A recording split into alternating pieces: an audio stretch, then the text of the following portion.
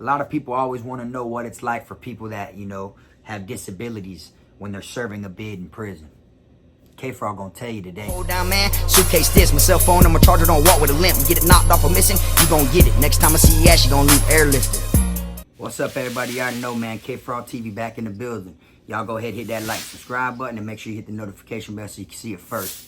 If you aren't receiving notifications when I drop a video, go ahead and hit that unsubscribe button and then resubscribe right away. All right. So a lot of people have been asking me to do this for a while, so I figured I'm gonna get on here and break it down to y'all from the experience of what I witnessed and seen firsthand, and from what's going on down here in the state of Florida. And that is how it is for people that are disabled, that have disabilities in prison. Okay, I can't speak for any other, you know, coast or any other prison other than the ones I was at specifically myself when I got my 5-year sentence down here in the state of Florida.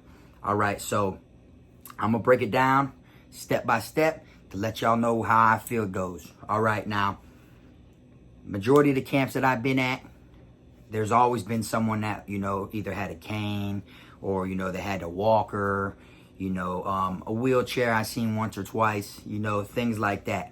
You have people in there, you know, that are deaf, that can't hear, you know, people that, you know, they can't speak, they can't, you know, a bunch of different, whatever their disability may be. Now, I've been at camps where they weren't messed with, like as far as inmate-wise, like people didn't pick on them or take advantage of them or nothing like that.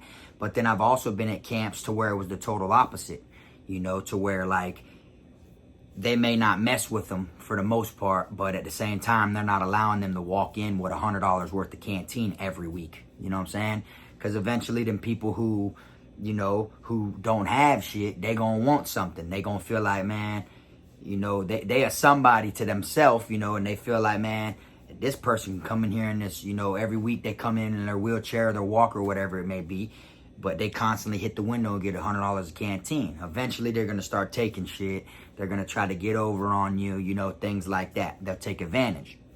Now, two particular incidents that I remember of someone who did have a disability was one dude, he ended up going to see his family at Vizzo. When he went to Vizzo, he came back, his locker was busted. Someone got in his locker and stole all of his shit. Now, he started screaming and bass checking, calling whoever did it a pussy, a fuck nigga, this and that, you know, running his mouth to him and everything like that, calling him out while he was sitting on his bunk, you know, devastated that his locker was busted and his shit was taken. Now, the person who took it, the people who took his belongings, they didn't come forward and say nothing.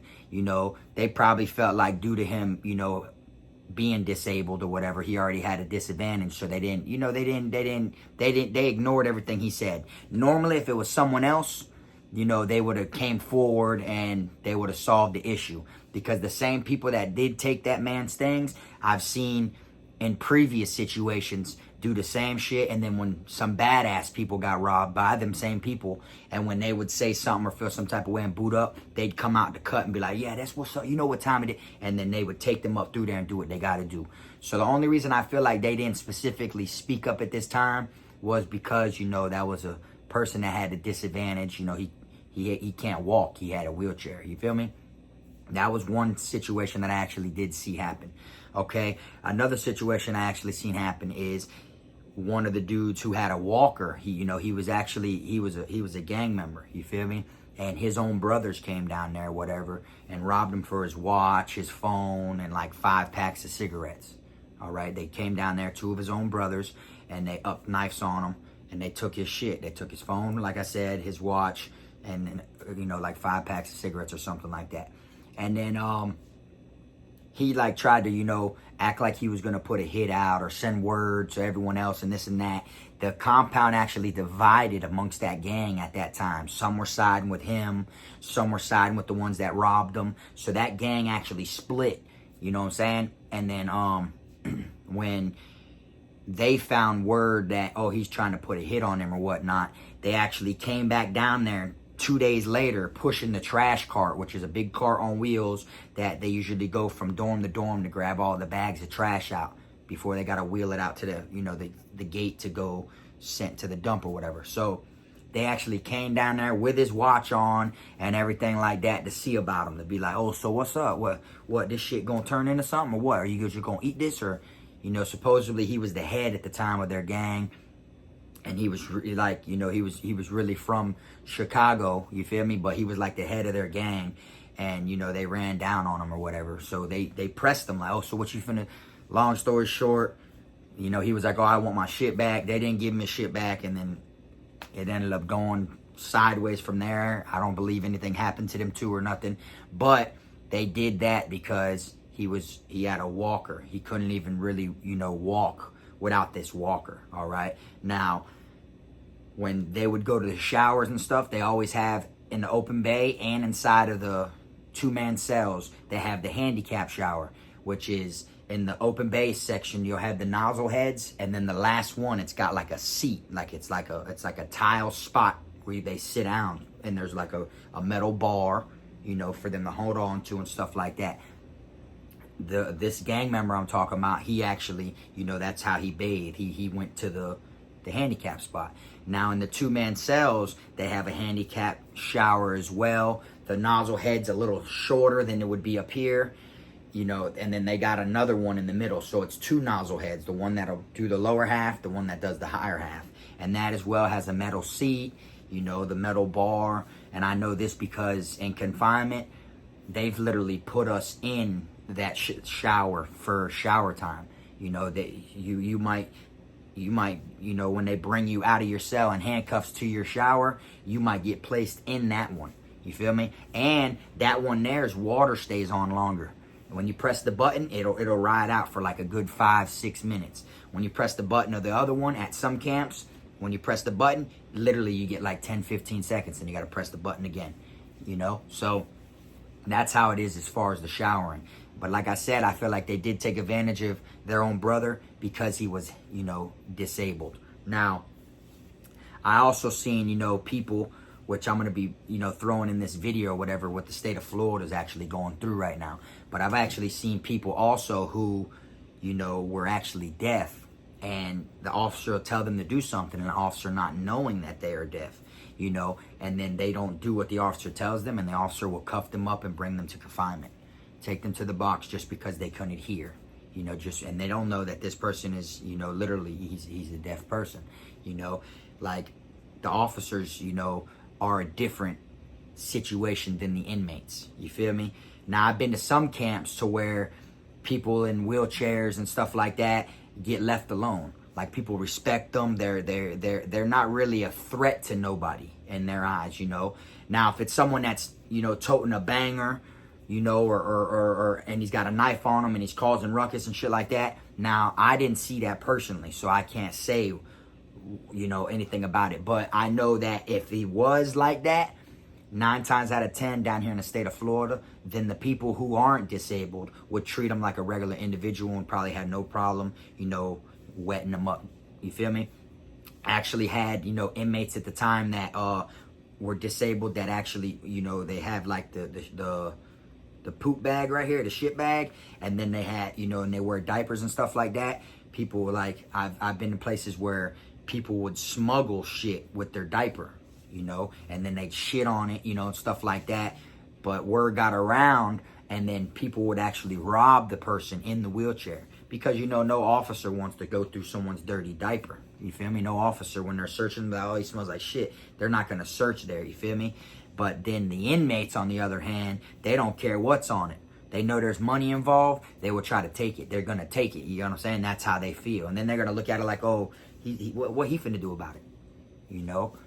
So that's how it is, you know? But I've come across some cool individuals who were disabled, you know, as far as couldn't walk, had one leg or 2 nubs. You know, I've seen people like that in prison that never even had a problem the day of their life in prison. Like they were just on that cool dude radar. You know, there was never no consequences and repercussions for them. Then again, they never got theirself in nothing, and they didn't really hit canteen like that. Like they would hit canteen and get them a little like $11 or $15 a week or something.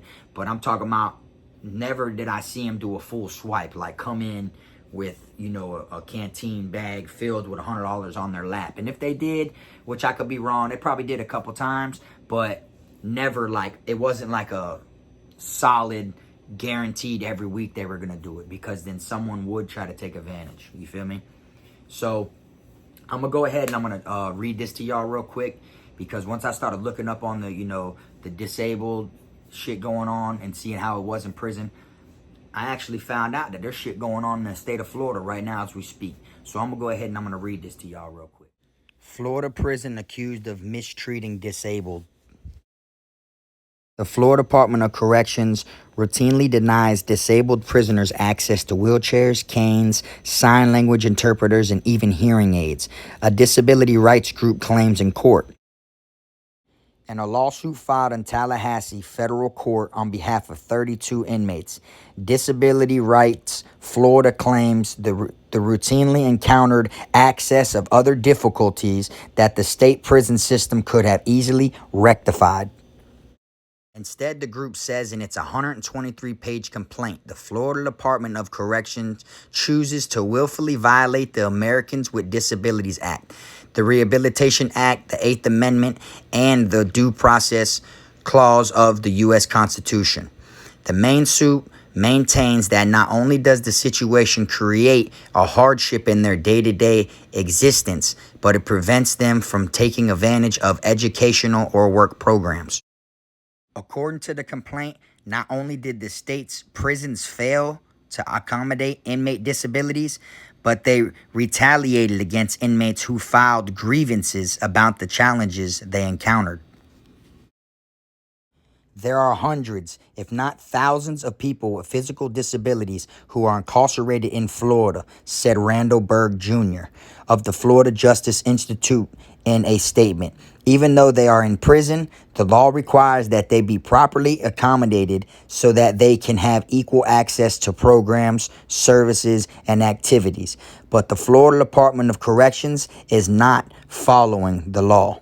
The Corrections Department spokesperson said the agency does not comment on pending litigations. According to the complaint, Disability Rights Florida conducted an investigation spanning 2 years inside the abuse inside the state's prisons. The group claims it found the Corrections Department replaces hearing aids every 4 years and only one pair at a time, which the disability lawyers argue is insufficient. One inmate, the complaint states, has waited since 2009. It also found that although department policy calls for American Sign Language interpreters to deaf inmates for extended health care visits, they repeatedly fail to do so. Deaf inmates also routinely do not receive interpreters for orientations, disciplinary hearings, educational programs, and court hearings held by phone. Mar Maddox, who is deaf, has not once had an ASL interpreter for a medical appointment in 15 years of incarceration, the group claims.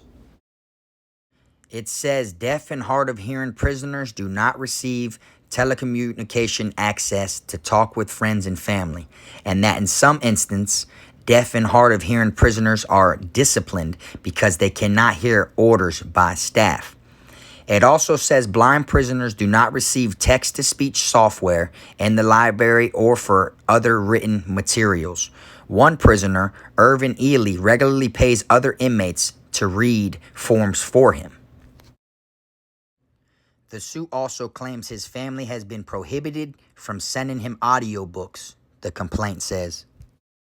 Laws guaranteeing equal access are there to ensure that the dignity and independence of people with disabilities are respected, said Marilyn McDonald, Executive Director of Disabilities Rights Florida, in a written statement. When those laws are not followed, not only do they result in a lack of access, but people with disabilities can suffer from the humiliation, indignity, and injuries that accompany it. Disability Rights Florida has previously sued the state over abuses at individual prisons. Last May, the group announced a settlement with Dade Correctional Institution after officials allegedly failed to protect inmates with mental illness from abuse. Inmates there won some concessions, including specialized training of correctional officers and security enhancements. In June 2015, the U.S. Department of Justice sent a letter to Florida's Assistant Attorney General regarding the state's noncompliance with requests to visit correctional facilities breaking federal disability laws. The State Corrections Department still has not complied with the inspections, the group says. Now, I know that was a lot of reading, but I'd rather you know it than not know it. So if I'm going to tell it, I'm going to tell it all. You see what I'm saying? Now, this right here is something that I didn't even, catch on that was going on down here in the state of Florida with this lawsuit. I didn't even know that it was that bad, And now that I sit here and I think about it, while I was incarcerated, I have never seen them provide an interpreter, someone that will interpret, for the deaf people, or never seen a person who was, deaf that couldn't speak or anything, never seen them, get on the phone or never nothing to get a hold of their families. Now, I know in court, on the streets, when someone who doesn't speak English as well, I know they always have a Spanish person that would interpret, Spanish for them. They break down what the judge is telling them, then they read it to them in Spanish. That's how they're supposed to do it. They play the middleman. And I never stop to think that I've never seen one of them type of people at a DR hearing, okay? Disciplinary report hearing, which is what you get when you're going to confinement. So that means that the person who has the disability is being placed in confinement. Don't know why he's being placed in confinement, which in court on the streets, they ask you if you know what you're being charged with. They ask you all that to make sure you're aware, to make sure that you are, competent and not incompetent. You get what I'm saying? So by them not having these people at these DR hearings, these people who have these disabilities as far as, not being able to hear or anything like that, they don't really know why they're going to confinement. Unless they got caught with it red-handed, probably.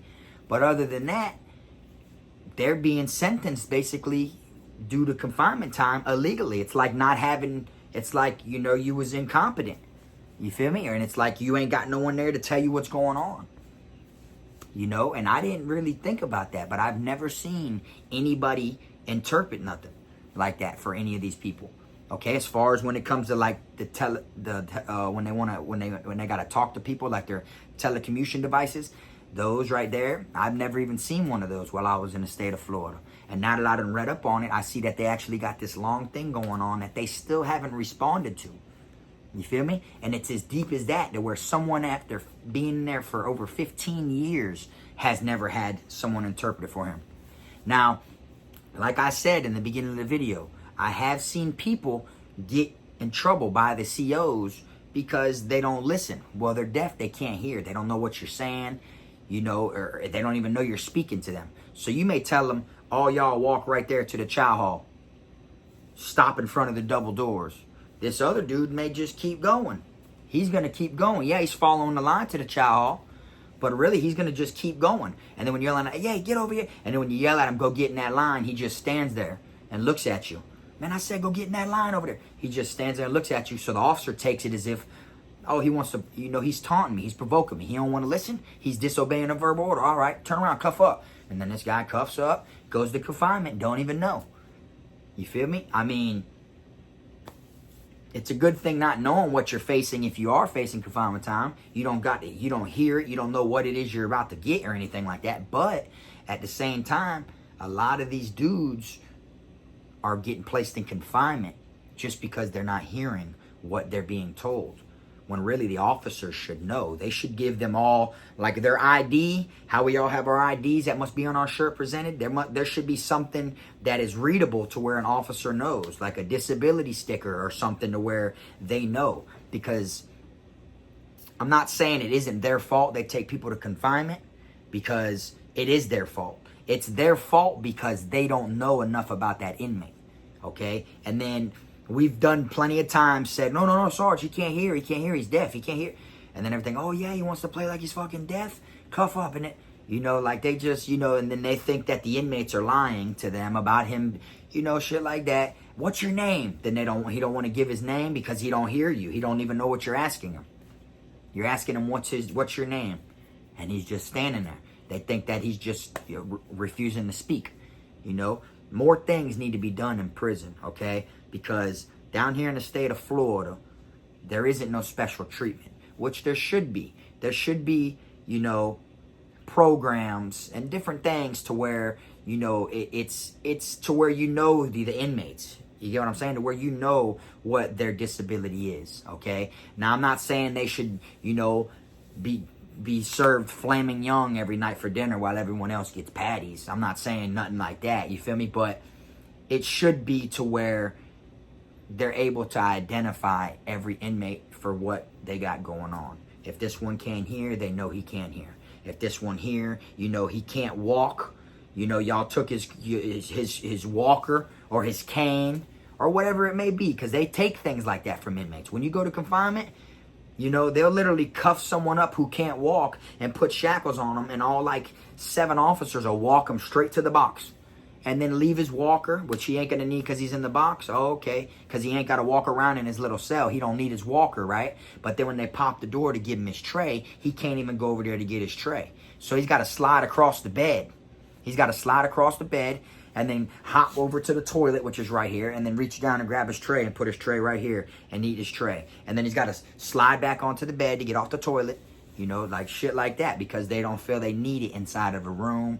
They take it from them at any times. Okay, I've been in the county jail, and I was actually put in a handicap cell one time where it's only 4 people in there. Which, you know, at first I was like, damn, what the hell, a handicap cell? But I was in a jail in Pompano, and they had like all 6-man cells. It was called Joseph V. Conti. That's one of our main jails down here in Broward.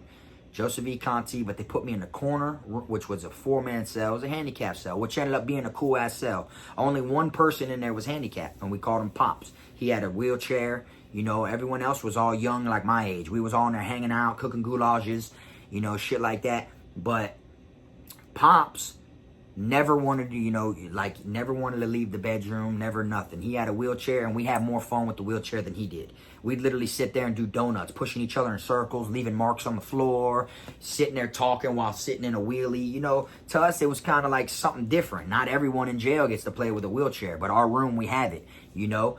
But Pops was miserable, you know. He still had to like get up and make it to get his tray. You know, they didn't bring him his tray. There was days he missed it, you know, different things. We had to like stay on top of him, wake him up. Hey, Pops, man, you want your tray? Come on, let's go get your tray. You know, we'd go out there and get his tray for him, bring it back to the room. You know, we helped him because he was an older elder dude, you know. So I've seen it firsthand that people do, you know, get treated different because they got a disability, which makes it good as far as the gang life. Because the gangs ain't gonna mess with someone like that. Unless, like I said, they come in with $100 a canteen every week. Or they got a cell phone or something like that. You feel me? But for the most part, someone like that's not even expected to fight.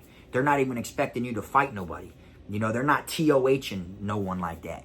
You get what I'm saying? Like, if someone were to TOH someone in prison that couldn't hear, and that person that was TOHing them was a gang member, 9 times out of 10, their gang brothers are gonna be like, man, leave that man alone, man. You want to pick face him, man? Go try that man right there. Why you trying him right there? You know, like their own brothers will get on them. That's something you don't do. You don't pick on someone that's disabled. Now, if someone's disabled and then they're fully ready to go and can get into it and they get themselves into situations, then whatever happened is supposed to happen, I guess. You feel me? But for the most part, there is no special treatment. You get what I'm saying? They don't just be like, oh, okay, well, he's handicapped, so hands off, let's leave him alone. No, they don't do that. It could happen any camp you go to, and I'm pretty sure it could happen in another state as well, or another coast. You know, it could happen. It isn't like it's just a hands-off thing.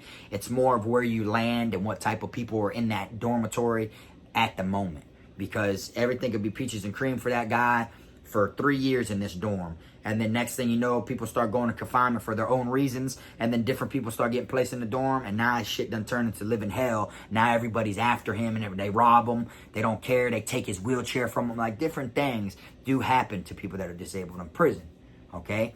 That's why I just wanted to make this video, you know, to let you know everybody's different. Everybody's bid is going to be different, whether you're disabled or whether you're not. But one thing I know for sure is Florida need to tighten up on the situations that they're going through by not providing these people that got disabilities these certain things that they need. not being able to contact their family, you know, not being able to talk to any of their family or friends. You know, that's hard time right there. Okay, not being able, you know, visos, not nothing. You can't call. You can't go to the law library and try to work on your case. You can't go to the library and type shit to speak to anybody. You know, you're just stuck in there, don't know what's going on. You know, it keeps you like separate from all the bullshit that's going on within the institution. But they must truly be going through it on the inside of the bullshit that they're missing out on the streets because they don't know what's going on. You get what I'm saying? So this video here was to break it down for y'all, to let y'all know my opinion and just to show y'all from the shit that I know from my experience. You know, but like I said, there isn't really no favoritism. You know, you go to prison, anything can happen. I appreciate y'all watching this video. Until next time, it's Frog.